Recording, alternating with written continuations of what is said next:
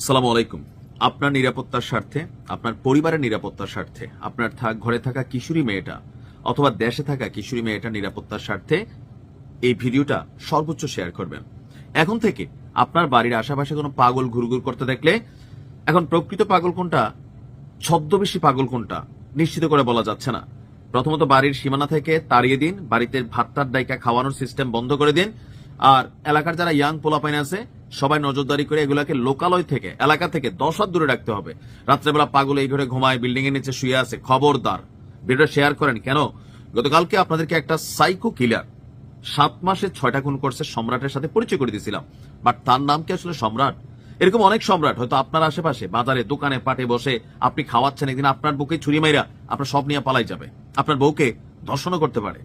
এই সম্রাটের আসল পরিচয়টা সামনে আসছে সাভারে একের পর এক পরিত্যক্ত সেই বিল্ডিং থেকে যে লাশগুলো উদ্ধার করা হয়েছে তাদেরও কিছুটা পরিচয় পাওয়া গেছে। আর এই ঘটনায় যে ছদ্মবেশী পাগল সাইজা এই ঘটনা ঘটাইছে তার নাম তখন সে সম্রাট বললেও তার প্রকৃত নাম হচ্ছে আপনার সবুজ শেখ। সে প্রথমে বলছিল তার নাম মশিউর রহমান খান সম্রাট, কিন্তু নাম হচ্ছে কি সবুজ শেখ। তো এই এলাকার কারা আছেন? সবুজ শেখ হচ্ছে মুন্সিগঞ্জ জেলার লৌহজং থানার, নামটা ভালো করে শুনবেন, মুন্সিগঞ্জ জেলার লৌহজং থানার হলুদিয়া ইউনিয়নের মোশামান্দা গ্রামের বাসিন্দা। তার বাবার নাম পান্না শেখ এবং পরিবারের অন্য সদস্যদের মধ্যে রয়েছে তার 3 ভাই এবং 4 বোন।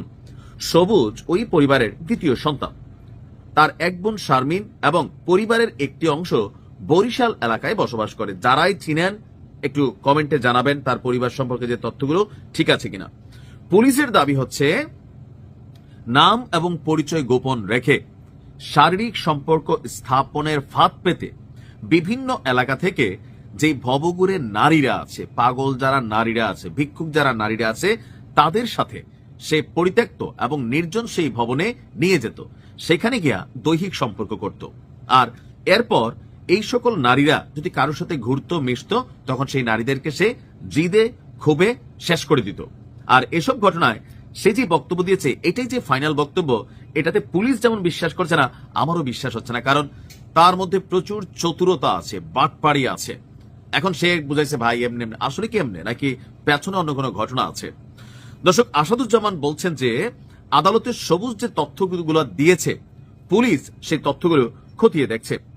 সবশেষ ঘটনা 3 থেকে 4 দিন আগে তানিয়া ওরফে সোনিয়া নামক এক ভবঘুরে তরুণীকে সাভার পৌর কমিউনিটির পরিত্যক্ত ভবনে সে এনে রাখে। ওই তরুণীর সঙ্গে আরেক ভবঘুরো যুবক অনৈতিক সম্পর্কে করলে প্রথমে তাকে কমিউনিটি সেন্টারের দোতলায় নিয়ে শেষ করে, এরপর নিচতলায় তাকে শেষ করে আপনার কাঁধে করে নিয়ে দোতলায় টয়লেটে ঢুকিয়ে দুজনকে একসাথে আগুন দিয়ে দেয়। এরপর তাদেরকে আপনার বের করে নেওয়ার যে ফুটেজ সেটা কিন্তু পরে পুলিশের হাতে পড়ে, এরপরে তাকে গ্রেপ্তার করে। তা আমার মনে হয় আপনাদেরকে আবারও বলি, ভিডিওর প্রথমে যেই কথাগুলো বলছি ভিডিওটা শেয়ার করবেন ব্যক্তি নিরাপত্তার জন্য, এলাকার নিরাপত্তার জন্য। তবে এই সবুজের মতন বাটপারদের কারণে প্রকৃত যারা পাগল তাদেরকে আমরা মানবিক দৃষ্টিভঙ্গিতে অনেক সহযোগিতা করি। এখন কোনটা যে পাগল কোনটা যে এই সবুজ শেখ বোঝা যেহেতু কষ্টকর, আপাতত মানবতা একটু দূরে রাখেন। দূরে রাখা যেটা জরুরি হচ্ছে সেটা হচ্ছে যে এদেরকে দেখলে এলাকা থেকে দূরে রাখেন, প্রয়োজন আইন শৃঙ্খলা বাহিনীর সহযোগিতা নেন। ভালো থাকুন, আসসালামু আলাইকুম।